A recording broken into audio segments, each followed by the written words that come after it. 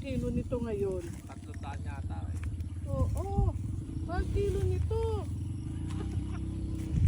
Titignan ba natin sa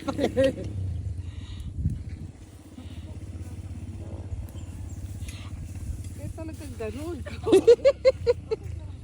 Tapos kunin natin yung